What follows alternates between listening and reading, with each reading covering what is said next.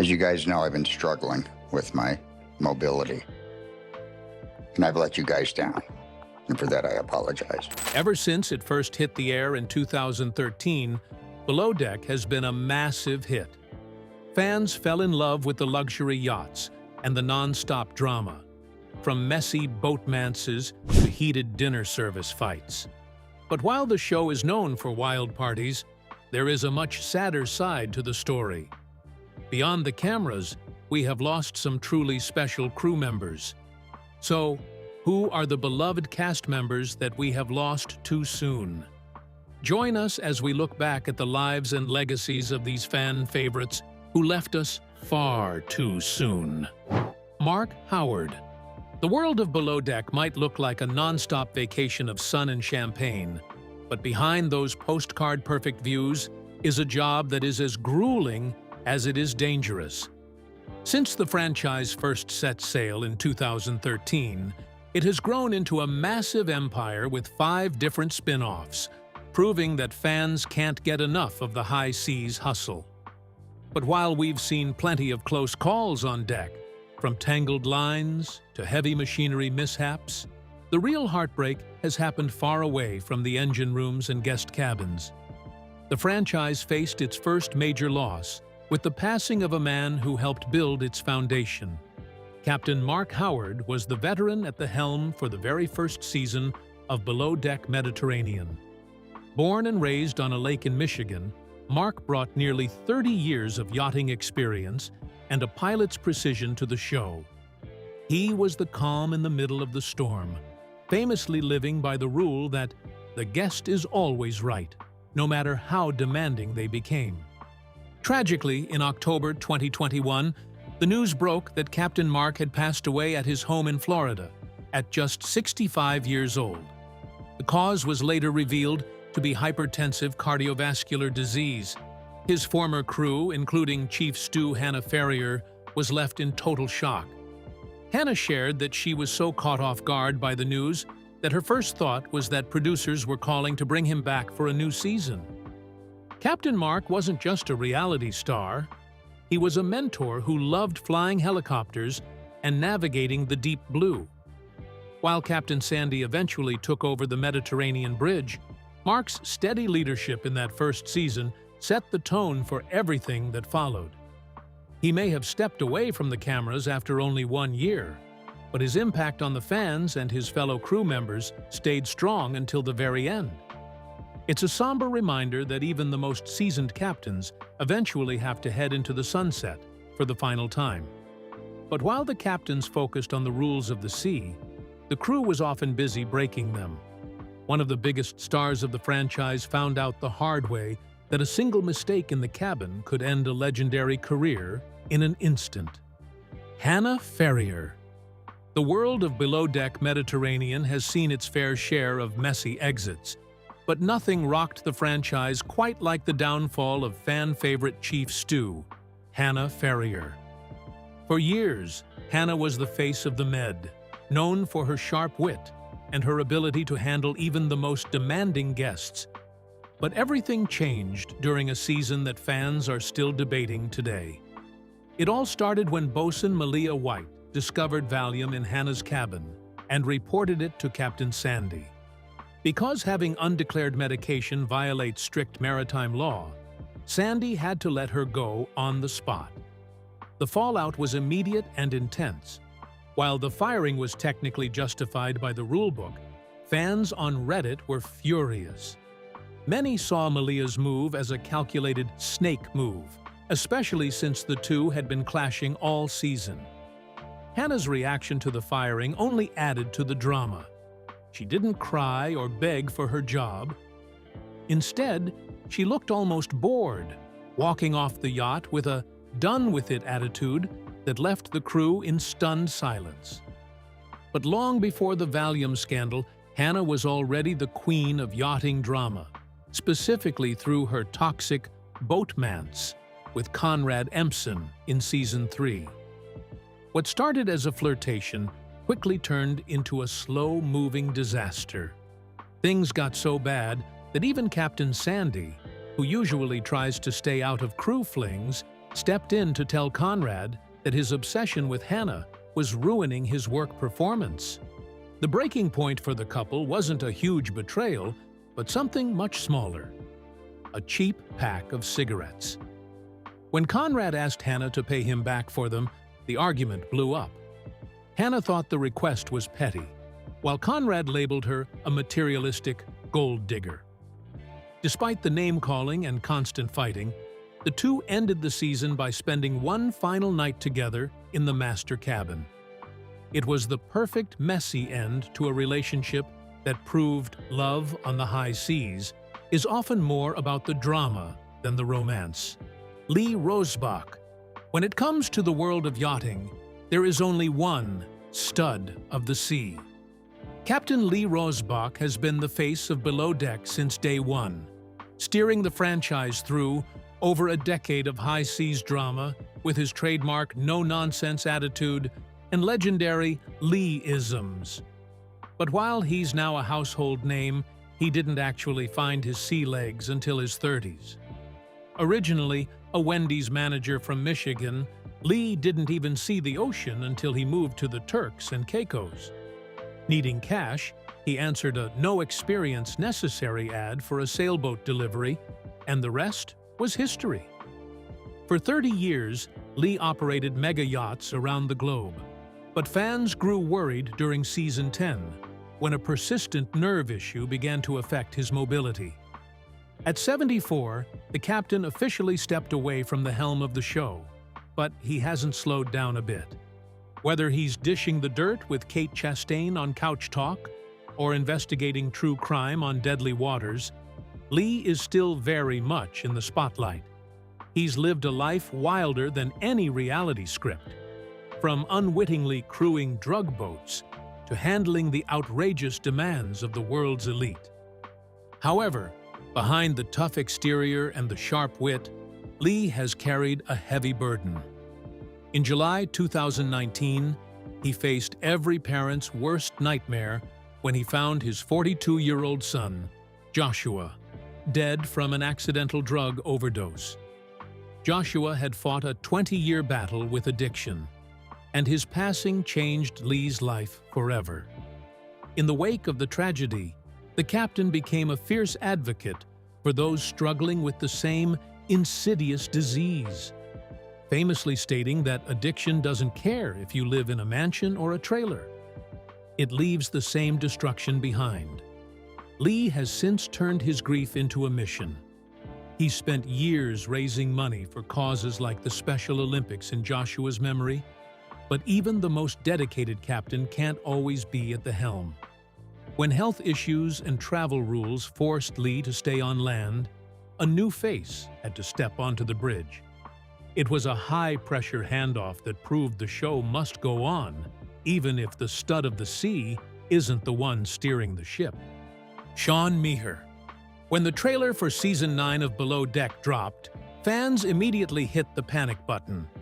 The stud of the sea, Captain Lee, was noticeably missing from the bridge, seen instead stranded on land while a new face took command of the super yacht, My Siana.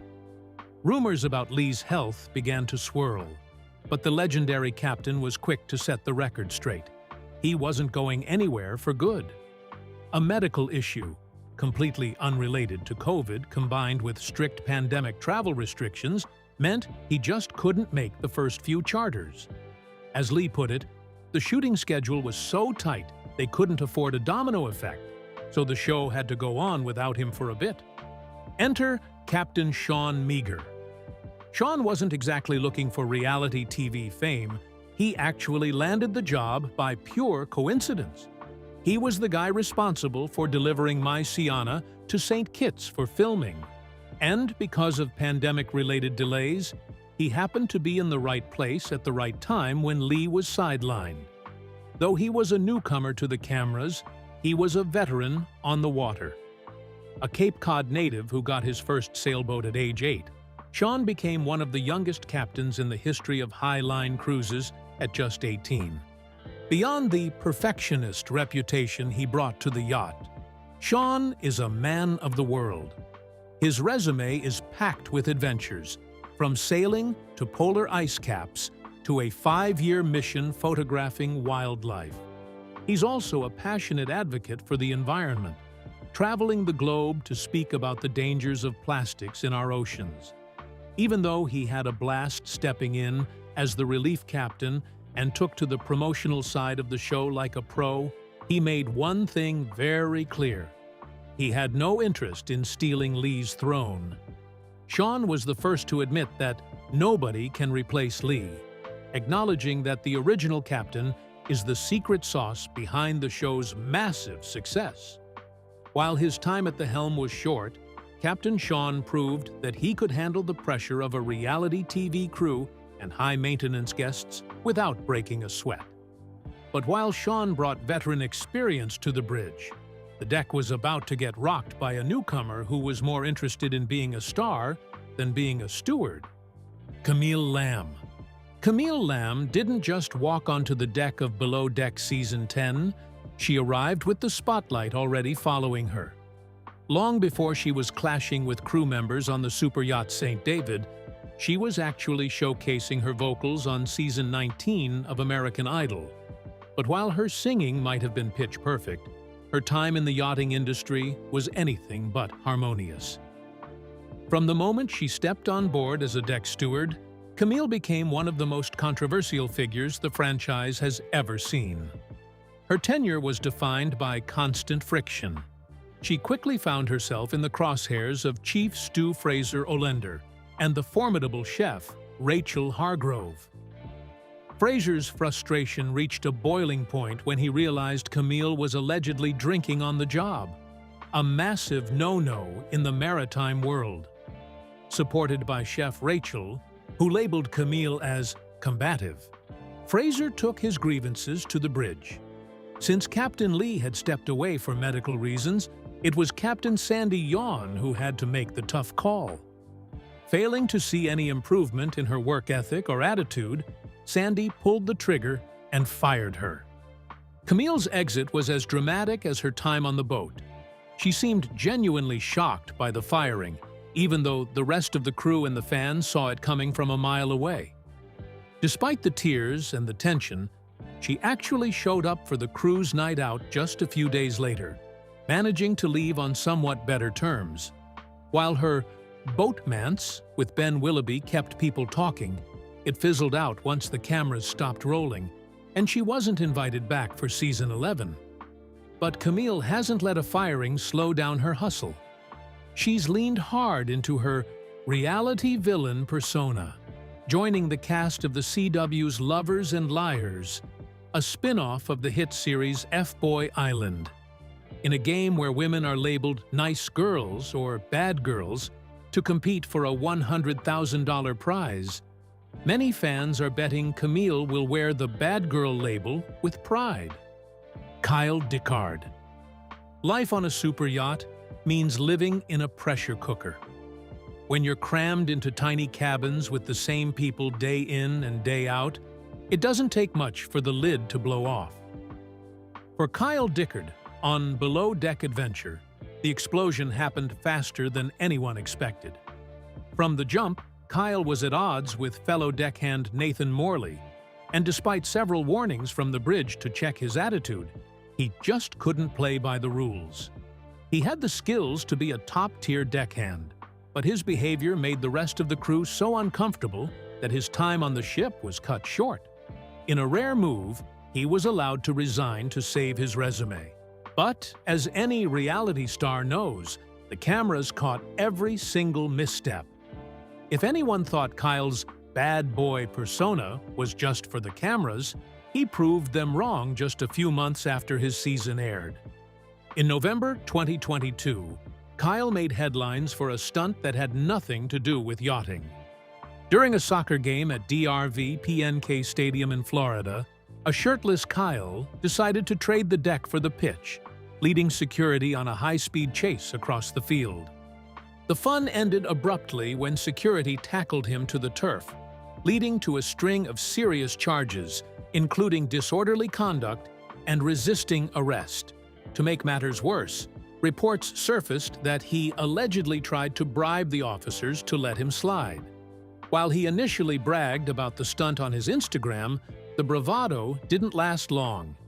Kyle has since scrubbed his public presence, locking his social media accounts behind a private wall and leaving fans wondering what happened to the man who once lived to boot scootin' boogie. These days, the former deckhand is unusually quiet. While his bio suggests he's still all about the party lifestyle, it's a mystery whether any captain would still trust him with a line or a guest's safety. But Kyle isn't the only crew member who chose to vanish after a chaotic run. Another star of the Mediterranean trade went from being a grieving daughter to the season's biggest villain. Lexi Wilson. The transition from luxury yachting to total radio silence isn't a move you see often in the Bravosphere, but for Lexi Wilson, it was the only play left. When she first joined Below Deck Mediterranean Season 6, it looked like she'd be the heart of the interior team. She bonded instantly with Courtney Veal over shared family heartaches. Lexi had tragically lost her father just 3 months before charter season began.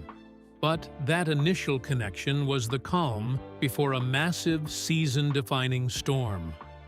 By the time the first crew night out rolled around, the bonded Lexi was gone, replaced by a version of the stew that the crew couldn't handle. In a series of alcohol-fueled confrontations, Lexi managed to offend almost everyone on the Lady Michelle. She clashed with Chief Stew Katie Flood, went head-to-head with Malia White, and even got into a physical altercation with deckhand MZ Dempers. The tension finally snapped during a brutal verbal showdown with Chef Matthew Shea, leading to a firing that the entire crew and most of the fans cheered for. So, where does a villain go when the cameras stop rolling?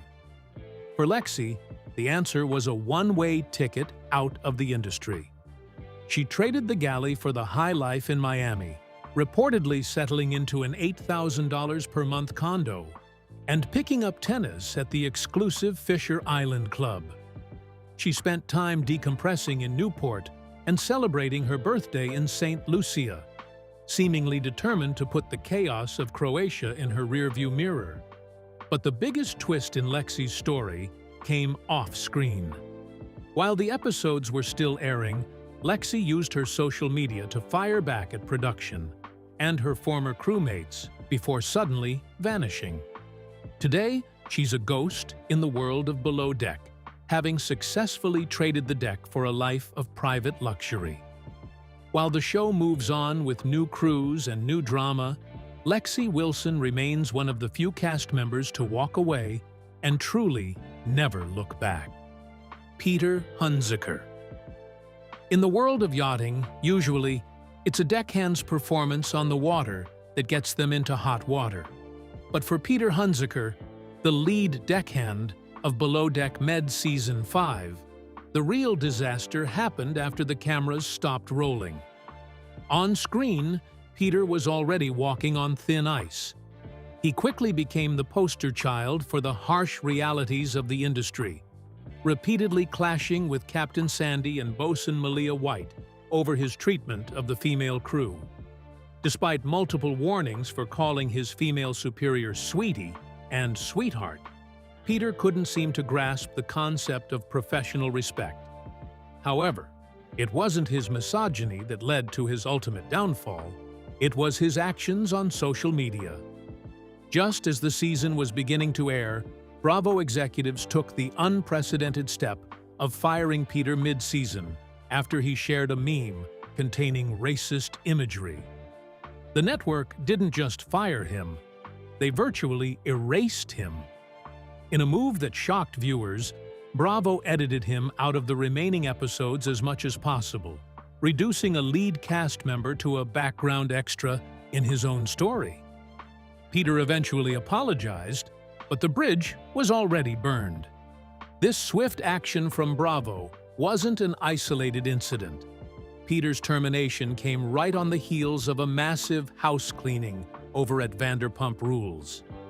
In a history-making sweep, the network fired longtime stars Stassi Schroeder and Kristen Doute, along with newcomers Max Boyens and Brett Caprioni, for past racially insensitive remarks and actions. For the Bravo sphere, these firings marked a turning point. It sent a clear message to the cast members of Below Deck and beyond. What you do in your private time or on your digital platforms matters just as much as what you do in front of the lens. Peter Hunziker may have thought he could coast by on his yachting skills, but he learned the hard way that once you cross that line, there is no coming back.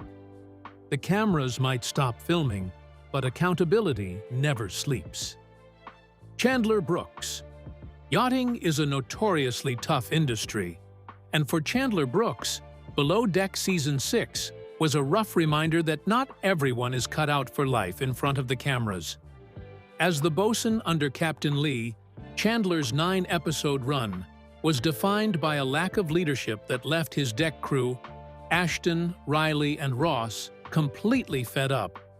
He struggled to manage the team and clashed frequently with the captain, who eventually decided that promoting Ross Inia was the only way to save the season.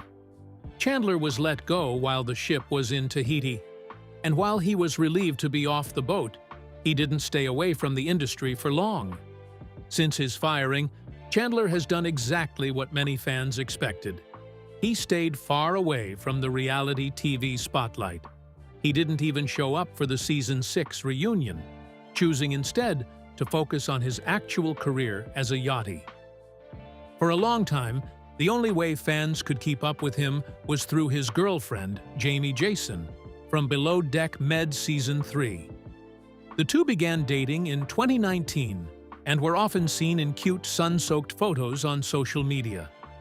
However, life on the water eventually led to a change of course.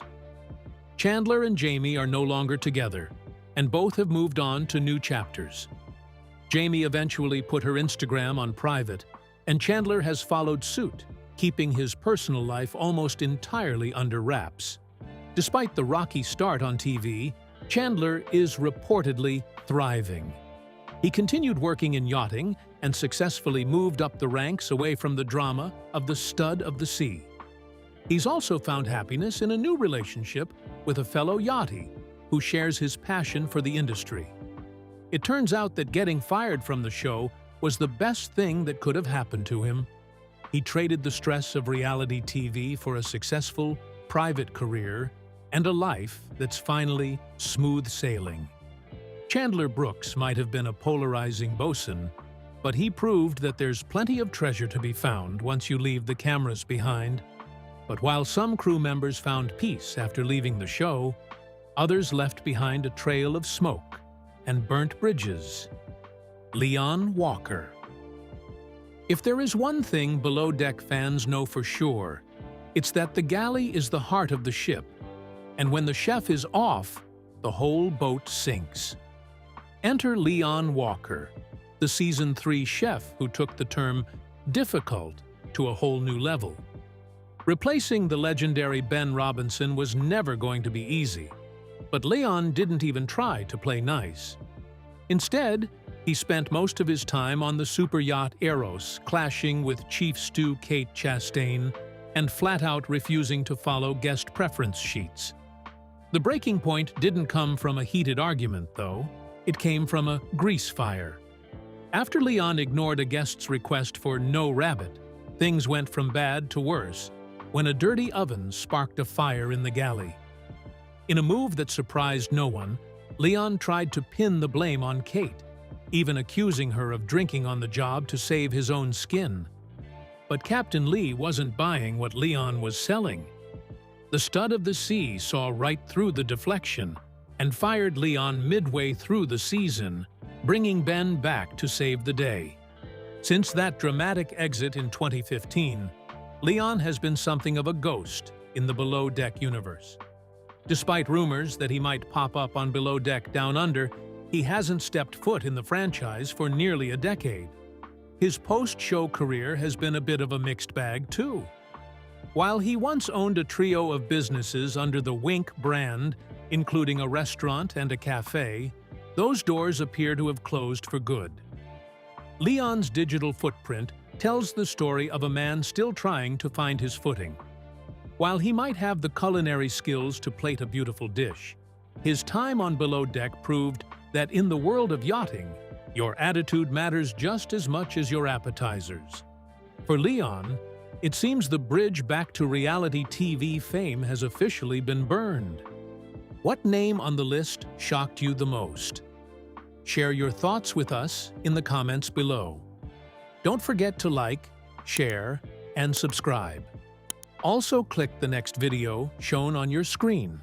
You will enjoy it.